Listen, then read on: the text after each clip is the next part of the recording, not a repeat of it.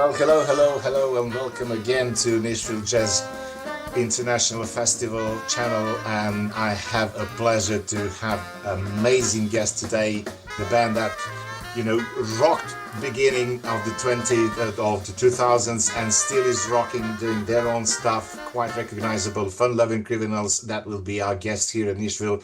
Hi guys, welcome to this show, to this small YouTube show on our channel.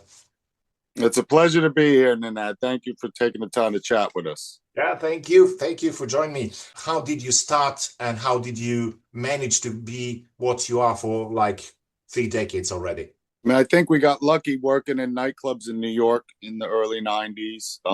We were exposed to a lot of different types of music, which helped set up the formula for how the band makes our music. And then just being in the right place at the right time, got a record deal, got signed with EMI North America, who at the time were a different kind of label. They hired different people from different facets of the music industry to kind of make a dream team, if you will. And they spent a lot of money getting us out playing for people, which was great because it allowed us to have this foundation to go do shows. And, then over the years, you have your ups and downs, you have your lawsuits, you have your getting dropped from major labels and picking up the pieces. And, we were very lucky that the fans, stuck with us. And even in the past 4 years, the fans have really stuck with us because they know we bring a unique style to the party and we kind of set ourselves apart, and it works really well for us. So we're not going to change that formula. And we love going out and playing shows for the fans. And we're happy that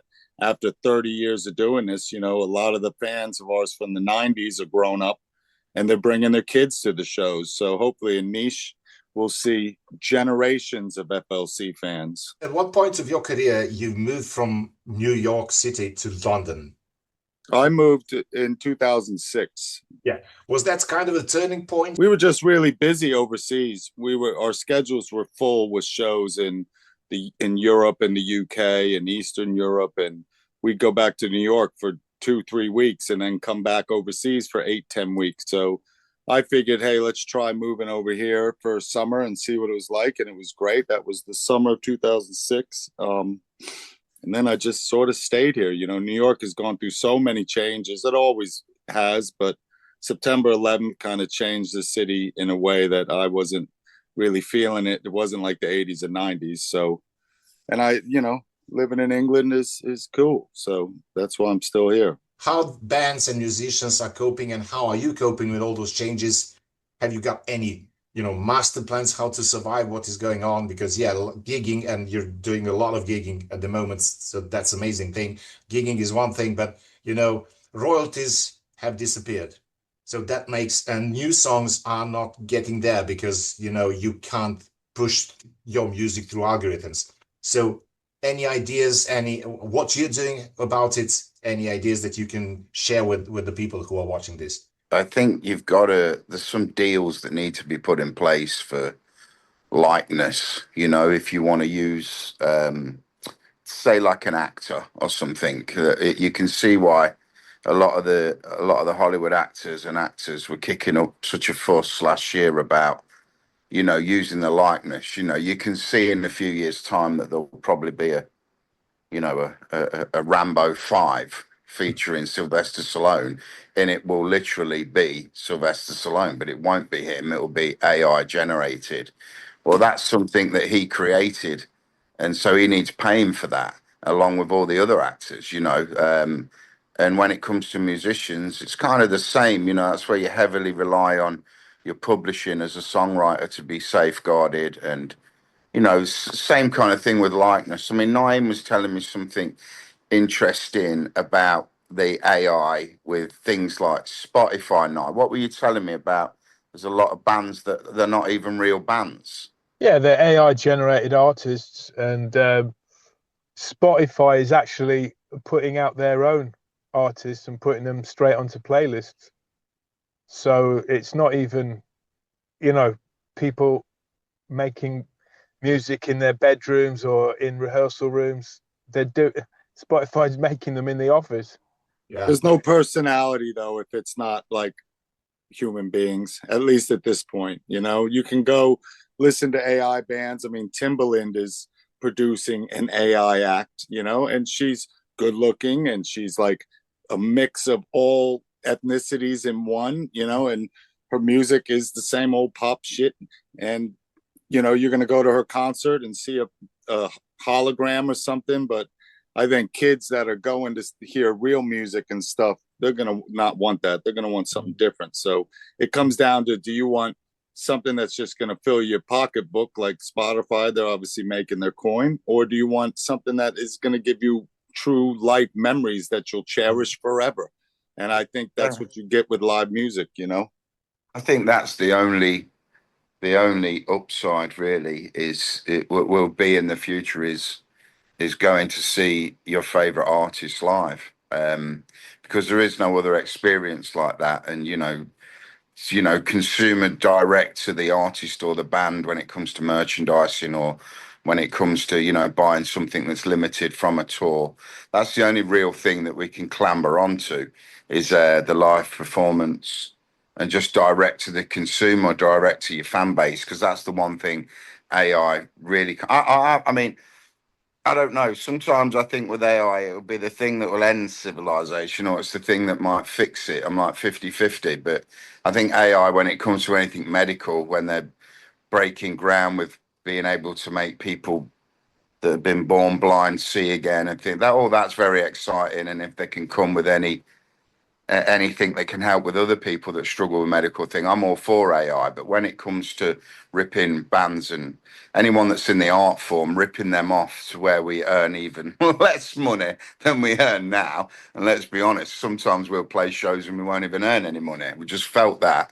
So it's like, it's a tricky one, AI. I don't There's know a if I lot of like it. there's a lot of positives though as well. I mean, I guess Fast will know better than I, but back in the day, maybe your music wasn't actually available everywhere.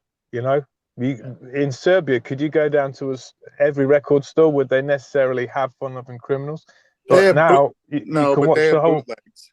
They had a lot of bootlegs and stuff, and you can get the music. The internet has been around for a while. Yeah, I mean, Sure. the Pirate Bay did the great thing back in the days. But to tell you the truth, what I feel is like that Spotify and Spotify is like on the top, of course, and the other streaming services are doing the same thing that the Pirate Bay did like 15 to 20 years ago. They're ripping off artists, musicians by literally streaming all those things and then paying you peanuts. Or even I mean, with the new rule that if you don't have at least 1,000 streams for the song, not going to be paid at all. So, and it still generates the money. So who is that money going to? If it's well, we know it's going to the bosses, but I think it's what's a flip side of that is anyone can pretty much make music or an album or even just a CD of them talking and get it up on Spotify to the whole world. Promoting it is a different thing, and you couldn't do that without your digital distribution things like DistroKid and TuneCore. So that makes it easy for anyone to do it, but it kind of takes away. It's like, should art be something that everyone can, send out to the world? And I think so. There's something for everybody, but the promotion is the hardest thing in the marketing because you got to buy your way in, and it's the same as back in the day. But back in the day, the big labels had money, so they could pay the program director at a radio station, oh, do you want to come see FLC play in New York, and we'll put you in a hotel for 3 nights and you'll come to the show and then you get your record play. It's the same thing as it used to be. It's just we don't have that. But as far as us, the past 15 years, when we've been touring and stuff, the AI and all those kind of things, they didn't really affect us because for the past 20 years, we've always been playing for fans of the band, and we've always been a tour-based band. We release some music and we go tour that music. And I mean, for us, it's like the word of mouth. So the fans themselves are slowly getting the word out to people, our numbers on YouTube and stuff like that, which is very important. I think all social media, YouTube is the most important because it's a visual medium as well as, audio and a source for just so much content. But people are just discovering Fun Loving Criminals now, young people, even old people. And I think that's a good thing. As long as we keep, doing what we do, putting out music and doing live shows. That's what our fans want, and we're happy with that. So Fast, I've sat with my wife last night. We're watching YouTube on the TV, and we just had a Fun Lovin' Criminals video-a-thon on the official channel, and we just watched every Criminals official video. It was really good, and they just came up automatically. Well, I'm sorry.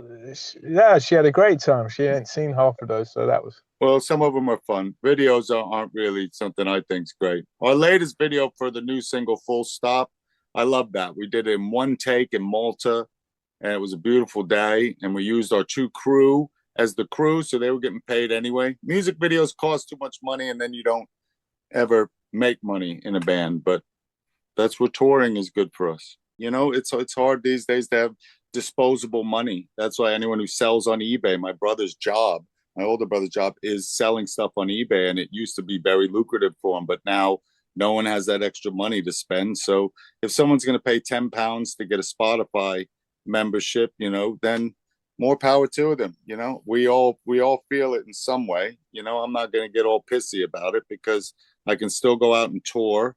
I can still write music with my homies and release it. So you do have a lot of the last 2 years, the figures have been that the most popular purchasing of music has been vinyl. Vinyl's been #1 for the last 2 years running. So, there is still a bunch of people, especially if you're a diehard fan, you want to own that physical copy. You want the artwork. You don't want to be looking at a thumbnail visual just of what you get on Spotify. So there is certain people that do like to still own the hard copy, and we'll always provide that, even though it's a pain in the arse. But yeah, you gotta have vinyl. Vinyl's great. I'm a vinyl collector, always have been, and at a physical medium, no one really wants CDs. We always get a handful of people wanting CDs, and there's companies like Elastic Stage that'll print up 1 copy of a CD, so you don't have to pay hundreds of pounds printing up copies and then have 400 copies of your album on CD sitting around for no one to buy. But yeah, it's cool. I don't mind, as long as people can hear the music, and that's, so I don't really have any grudges against Spotify. It's always been like that. Before Spotify, it was the big record labels not paying enough. So everyone's always been bitching about what they're getting paid. And that's where a band like us, again, is good, because we can tour and all that money's coming to us. Yeah, we got agents and stuff that get commissions, but we never had any 360 deal like any new bands trying to go out and make money. It's not going to happen, because the only deal you're going to get is a 360 deal where your label is going to take a percentage of your touring, your merchandise, and your record sales. So we're all good. All right, let's keep it light. It's the FLC with the ABC.